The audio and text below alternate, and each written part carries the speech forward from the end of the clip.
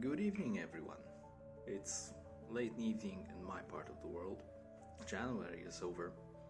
It's time for a small summary of what I was able to paint during the last month, the first month of 2021. The first miniature that I was able to actually finish, and most of the finished miniatures actually, is a thing that only required a few touch-ups and was almost ready for 2020. Almost, but not quite enough. The first miniature is a Men-at-Arms for Frostgrave and Rangers of Shadowdeep.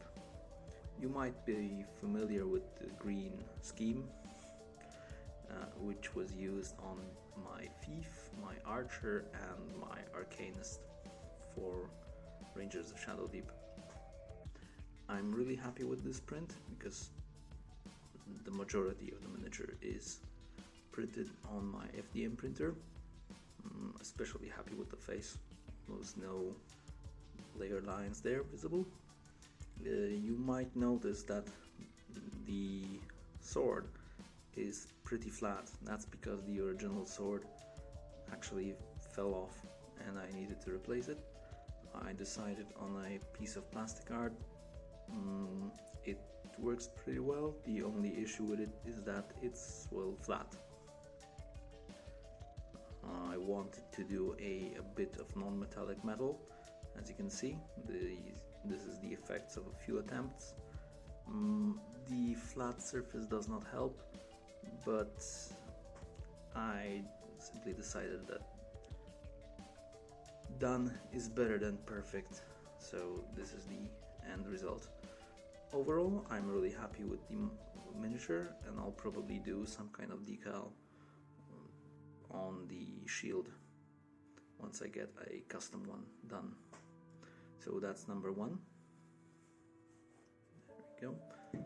Number two is a base containing spiders, a spider swarm, which I need 3 of for Legends of Dritz. Yeah, that's how you spell it. Board game. These were also FDM printed a long time ago. As you can see, or maybe not see, the cobbleweb that you can spot here is actually stringing from the print itself. Normally this would be treated as an error in printing. I decided to go with the flow and simply use it to my advantage. A simple paint job and a bit of cobblestone, probably flagstone maybe, to simulate some kind of castle grounds. This is also a miniature that was almost ready for 2020, but not quite. Number 3 is number 4 in terms of the order of finishing. It's a base of Orc Stormboys for Epic Armageddon. I need 6 of these guys for my Epic Orc 3000 point army. A desert / Mars base, polluted with smoke from their backpacks. I'm fairly happy with the color scheme. I'm really happy with the resin prints, which I got from my friend Michael. I'm hesitant about the backpacks, the rocket packs, because at first I believed that bronze would be a good color, but looking at it for some time, I'm not particularly sold on the issue anymore.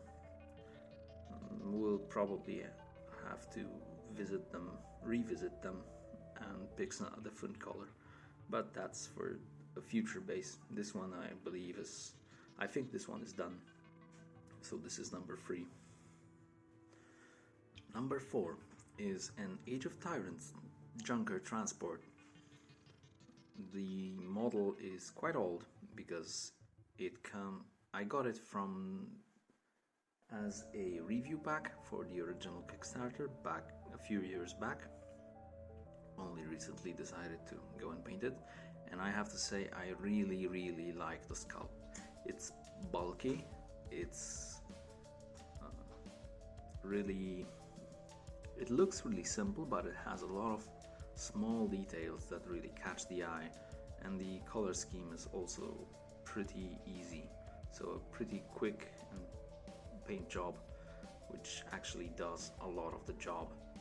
I think its original name is Draco, hence the stenciled dragon on the front plow. I'm going to probably use it for Epic Armageddon. If I'll be able to, then I would like to use it in Age of Tyrants, but it fits perfectly for orcs in Epic Armageddon. As you can see on the screen right now, it will perfectly fit for 10 to 12 orc rectangular bases.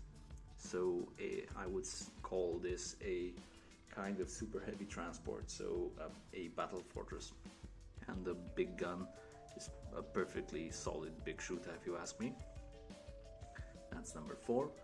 The last miniature of 2021 January is a 28mm Cyberpunk Samurai. The majority of the figure, everything besides the hand from here down with the sword, is from a Patreon called Papsicle, if I'm not butchering the name. The hand, I don't remember where it's from. I wanted a yellow samurai, and I rediscover over and over again that actually painting yellow is pretty damn hard. Over here you can see, well, you probably can't because the camera is blurring out the colors, but over here there are 3 different shades of yellow, and painting yellow is really hard for me. Overall, while the outcome may not be ecstatic, I'm really happy with how he came out. You can see that this is an FDM print, because not a very cleared one, also because there are some artifacts here. Not quite sure what this part of wardrobe is supposed to be called. I like the sculpt and I like the painting. As you could probably see, I also did some non-metallic metal on his sword. This time it came out much better. It's not the best when you look at it from up close, but from a table point of view, it's pretty good. These 5 models that you can see here are unfortunately everything that I was able to finish. I have a few work in progress models which I would also like to show you. The first 5 of those are Orc Storm Boys. As I mentioned before, Orc Storm Boys travel in groups of 6, and I need 6 for my epic orc army. These 5 are kind of stuck because, as you see, the flames are ready, the bases are almost ready. I just need to cover up the edges, but I'm kind of stuck on the decision of the backpacks, how to paint them, how to paint them, what color should they have. I initially thought that the bronze ones that you saw on these guys would be the way to go, but I'm not particularly sold on the idea anymore. If you have any suggestions, drop them down in the comments. I'm very open. So these are the 5. You probably noticed they're covered in gloss varnish because it helps to preserve the original flame color that is already there. Number 6 in the VIP list is a Orc Dakajet, a scratch build, a rather pimped scratch build. I have a video about pimping the Dakajet formula that I posted on my blog a few years back, right? Yeah, a few years back. An easy to follow step-by-step tutorial. This is just middle of painting, sorry. This one is scratchable, it's not printed.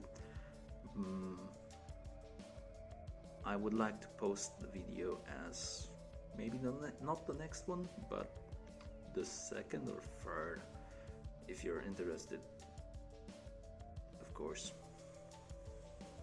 We're moving away from 6mm, more to the realm of 28mm units. The first one I wanted to show is also a Patreon. This one is from Unit 9. It's a Cyber Samurai. I purchased the STLs for it a few months back in somewhere summertime 2020, I think. I wanted him to be more reddish than the previous yellow one. I really like the sculpt. It's very dynamic. The model itself has a lot of add-ons like packs, pouches and stuff, some belts.